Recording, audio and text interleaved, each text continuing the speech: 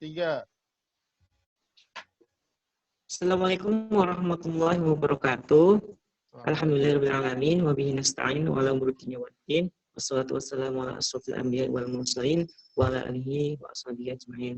Alhamdulillah pada hari ini kita bisa berkumpul bersama dalam pembelajaran daring bersama kelompok 3.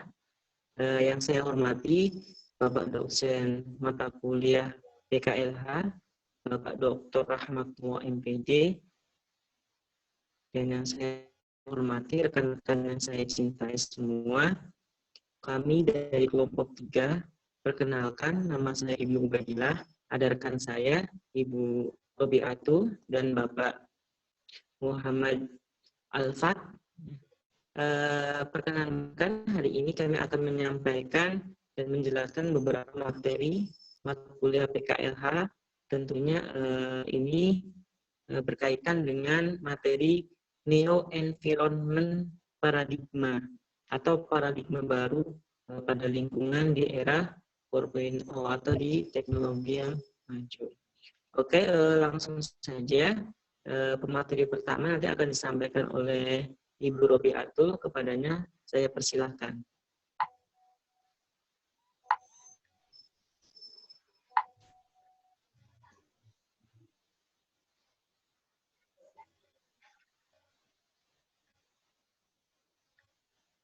Bismillahirrahmanirrahim. Neo-environment paradigma. Neo-environment paradigma adalah yaitu pengelolaan lingkungan hidup dengan cara memandang seluruh komponen lingkungan adalah satu kesatuan. Dan neo-environment paradigma ini dibagi menjadi 2 komponen, yaitu yang pertama ada komponen abiotik yang terdiri dari daratan, lautan, udara, serta cahaya. Dan yang kedua yaitu komponen biotik yang terdiri dari manusia, hewan, tumbuhan, dan seluruh organisme. Next.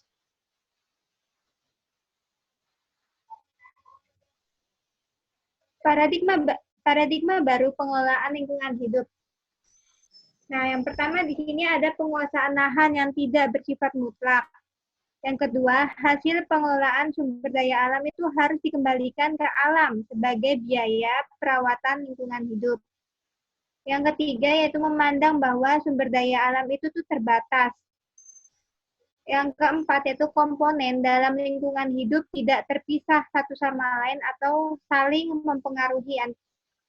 Nah, di mana siapa yang melakukan perbuatan terhadap lingkungan hidup itu merekalah yang bertanggung jawab secara langsung. Next.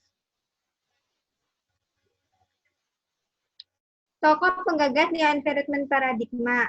Nah, ketika sejak tahun 1978 ini, Riley Dunlop dan Ken Lam mulai memperkenalkan the neo-environment paradigma yang memiliki 15 skala untuk mengukur pemikiran dan perilaku manusia terhadap lingkungan. NEP ini disusun sebagai tandingan terhadap dominan sosial paradigma yang cenderung anti lingkungan. Nah, butir-butir skala NEP yang pertama yaitu adanya dukungan jumlah manusia di bumi. Yang kedua, manusia memiliki hak untuk memodifikasi lingkungan alam memenuhi kebutuhan mereka. Yang ketiga, ketika manusia mengganggu alam, berkonsekuensi terjadi bencana. Yang keempat, kecerdikan manusia akan memastikan bahwa bumi tetap dapat dihuni. Yang selanjutnya, manusia seringkali menyalahgunakan lingkungan, serta ada krisis ekologi yang dihadapi manusia itu adalah isu besar. Manusia harus tunduk terhadap hukum alam, dan seterusnya bisa Ibu atau Bapak bisa dibaca sendiri ya, ada butirnya ada 1 hingga 15.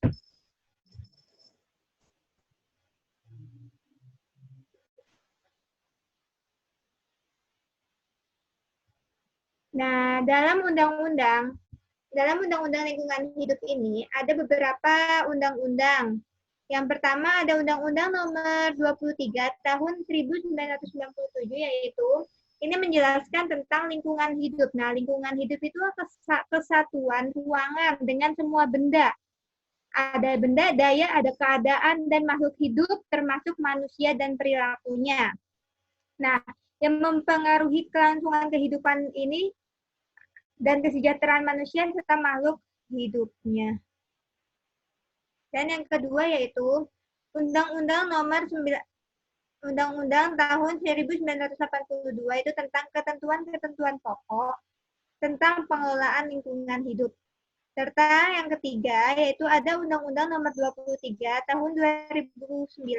Ini menjelaskan tentang ekosistem. Pengertian ekosistem di sini yaitu kan tatanan unsur lingkungan hidup yang merupakan kesatuan yang menyeluruh dan saling mempengaruhi dalam bentuk keseimbangan, stabilitas, dan produktivitas lingkungan hidup.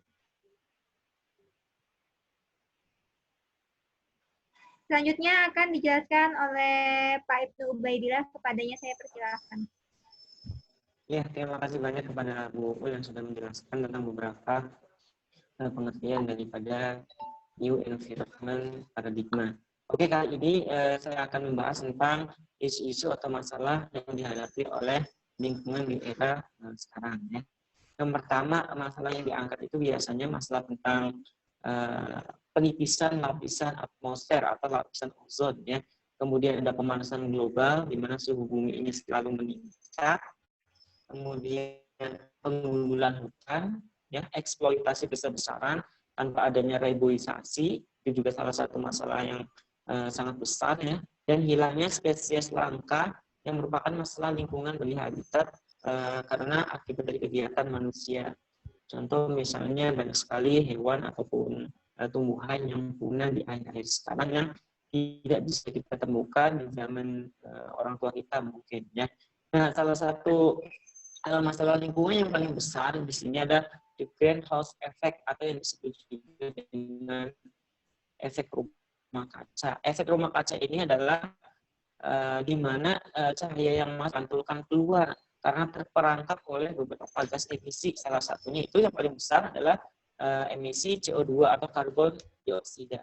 Nah, dengan terperangkapnya cahaya di lapisan atmosfer bumi, ini tentu akan mengakibatkan suhu di bumi akan meningkat, ya, secara signifikan.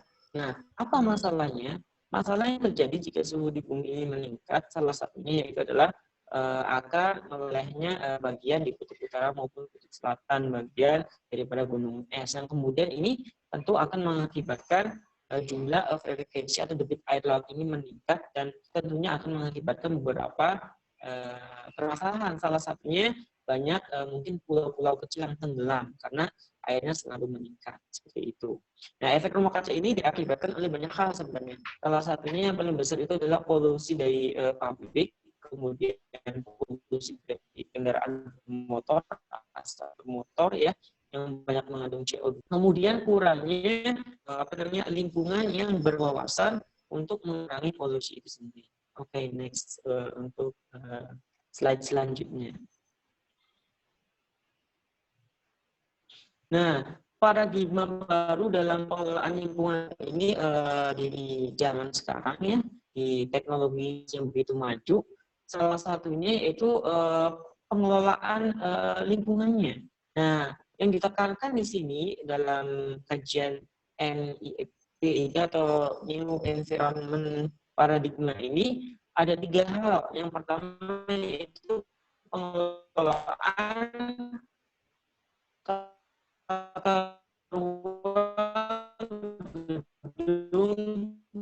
di kawasan yang ramah lingkungan dan hijau, ya, seperti salah satunya ditanami pohon-pohon, ya, bisa ditanam di atas gedung, di atas hotel, dan di berbagai kantor lainnya.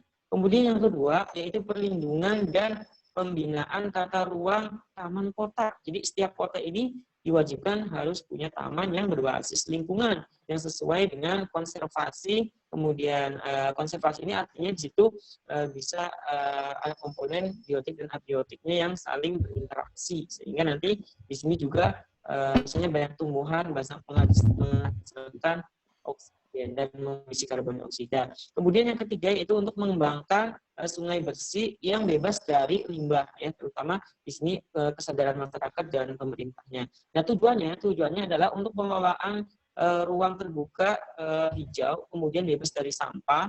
Kemudian yang kedua yaitu pengendalian pencemaran udara, ya, baik itu emisi gas polutan dan efek rumah kaca, dan pengendalian pencemaran air akibat limbah dari rumah tangga. Oke, next selanjutnya. Nah, cara untuk meningkatkan kesadaran paradigma baru yang ada di masyarakat, tentunya ini ada beberapa poin, yaitu yang pertama menerapkan penggunaan teknologi yang ramah lingkungan yang tidak mengakibatkan banyak sekali polusi, ya. Kemudian yang kedua, pemetaan konservasi yang baru dengan memelihara keragaman konservasi yang mudah dan bisa ditemukan, ya. Kemudian mengikutsertakan masyarakat dalam rangka menanggulangi permasalahan lingkungan global atau edukasi ke masyarakat, dan pendidikan ini harus ditanamkan sejak dini dari mulai TK, mungkinnya SD, SMP, SMA sampai ke perkuliahan. Materi tentang lingkungan ini tidak boleh lepas sama sekali. Kemudian memberikan kewenangan-kewenangan dan tanggung jawab kepada masyarakat, bahwasanya lingkungan yang baik itu tentunya akan berimbas kepada kita juga. Kemudian penegakan hukum. Nah, kalau penegakan hukum berarti ini andil dari pemerintah. Jadi pemerintah pusat harus memberikan penegasan kepada masyarakat yang melanggarnya. Kemudian penggunaan indikator kebersihan pengelolaan sumber daya alam itu harus diatur, ya, sesuai dengan lingkungan hidup. Jadi enggak asal-asalan. Kemudian harus efektif, dan masyarakat sama pemerintahnya harus bekerja sama dengan ormas-ormas atau LSM dan lembaga yang lainnya. Oke, next.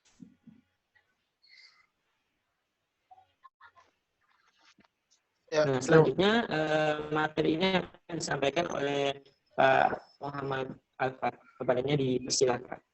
Ya, terima kasih atas waktunya. Saya akan di sini akan menjelaskan tentang gaya hidup masyarakat yang dapat memperparah kerusakan lingkungan hidup. Yang pertama di situ ada gaya hidup hedonisme. Ya, hedonisme yaitu ya, orang-orang lebih menguntungkan kesenangan dan kenikmatan diri sendiri sebagai tujuan hidup mereka. Itu hedonisme.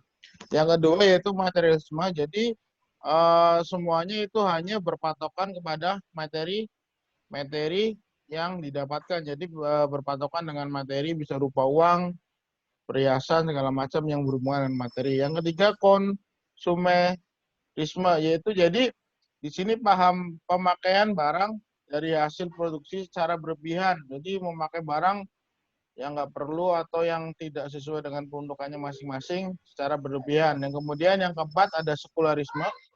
Sekularisme yaitu ideologi yang menyatakan bahwa sebuah institusi atau badan negara harus berdiri sendiri, terpisah antara agama dan kepercayaan.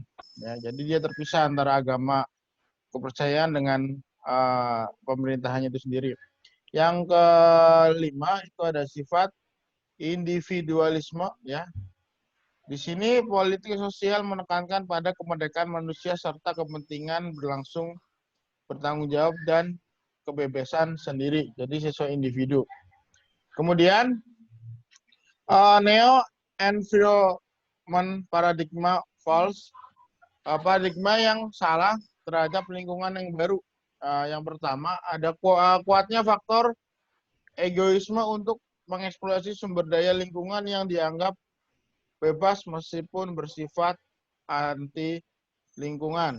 Ya, jadi di sini mengeksploitasi sumber daya alam secara berlebihan, contohnya eksploitasi minyak bumi secara berlebihan, eksploitasi bahan tambang, eksploitasi sumber daya laut, sumber daya hutan dan sebagainya yang secara berlebihan, ya, karena efek buruknya akan terasa jauh hari ke depan. Selanjutnya yang kedua, pembangunan yang tidak memperhatikan unsur ekologi, ekonomi dan sosial. Jadi asal membangun.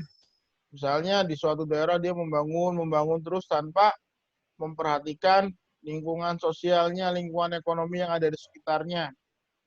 Nah, selanjutnya yang ketiga, tidak memperhatikan resiko lingkungan setiap kegiatan pembangunan. Jadi mereka merasa acuh dengan resiko-resiko setelah pembangunan atau dampak dari pembangunan itu sendiri. Contohnya misalnya di suatu daerah membangun suatu gedung tinggi, dia tidak memperhatikan efek setelahnya seperti apa. Bisa berakibat ke mungkin tanahnya amblas, terus kemudian daerah resapannya berkurang, atau air di dalam tanah sudah berkurang dan sebagainya. Yang keempat di situ ada yaitu tetap mendasarkan pada pandangan antroposentris bahwa alam sebagai pemenuh kebutuhan manusia. Jadi beranggapan bahwa semua kebutuhan manusia yang ada di dunia ini adalah dihasilkan oleh alam, ya, tanpa ada usaha untuk menciptakan sumber daya alam yang baru. Selanjutnya, neo-evolutionary paradigma Indonesia ini disadari atau tidak, Indonesia saat ini tengah dihadapkan pada tragedi lingkungan yang sangat mengerikan, ya, seperti banyaknya bencana alam berupa tanah longsor, banjir bandang, ada retakan-retakan di dalam tanah, kemudian ada semburan lumpur dan sebagainya. Itu diakibatkan karena paradigma yang salah mengenai kegagalan memahami secara benar paradigma lingkungan yang menyebabkan ekologis menjadi rusak. Selanjutnya, bahkan di berbagai belahan dunia menempatkan diri sebagai makhluk sosial ekologis tidak sejajar dengan lingkungan alam yang lain atau ekosistem bumi. Paradigma ini sehingga memiliki konsentrasi imperialisme tidak sesuai dengan harapan yang menyebabkan munculnya beberapa poin paradigma yang salah. Kemudian selanjutnya yaitu kesimpulannya, berdasarkan teori dari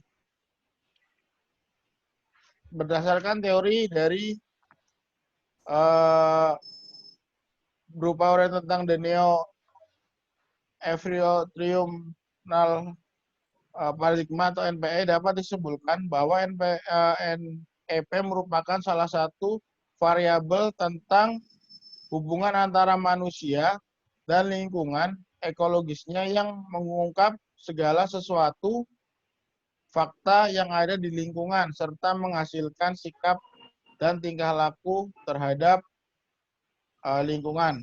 NIP juga atau paradigma baru tentang lingkungan diukur menggunakan skala NEP yang terdiri dari 5 dimensi. The Neo-Evolution Paradigma atau NEP adalah suatu kajian sikap agar masyarakat di dunia mengetahui tentang antian-tropocentrisme atau antian-eksamtionisme, batas-batas pertumbuhan keseimbangan alam, dan krisis lingkungan. Masyarakat baru dengan keterbukaan dan partisipasi serta kemampuan memecahkan masalah. Lingkungan dengan iptek yang mewujudkan lingkungan yang seimbang. Demikian presentasi dari saya. Kurang lebihnya mohon maaf, saya kembalikan ke moderator, ke Pak Ibnu, untuk melanjutkannya. Terima kasih. Iya, terima kasih banyak kepada Pak Edo yang sudah menjelaskan. Oke, itu aja yang bisa kelompok 3 sampaikan, ya, materi tentang neo environment paradigma. Jadi ini termasuk ke dalam paradigma lingkungan baru di era sekarang, di era teknologi dan informasi yang tentunya harus kita jaga, harus kita rawat, dan jangan pernah kita abaikan. Karena kebaikan yang akan diberikan oleh kita ke lingkungan tentunya ini akan berdampak kepada kita sendiri. Jadi ini sangat penting. Nah, sebagai calon bapak-bapak atau ibu-ibu dan penerus bangsa, tentunya sebagai pengajar juga, sebagai guru, ini tentunya harus kita tanamkan kepada terutama diri kita dan kepada anak-anak didik kita, supaya ini bisa dijalankan dan menjadi program yang bisa kita tanamkan ke semua orang. Mungkin itu saja yang bisa kita sampaikan untuk hari ini. Terima kasih banyak, kurang lebihnya mohon maaf. Wabillahi taufiq wal hidayah. Wassalamualaikum warahmatullahi wabarakatuh. Waalaikumsalam warahmatullahi wabarakatuh.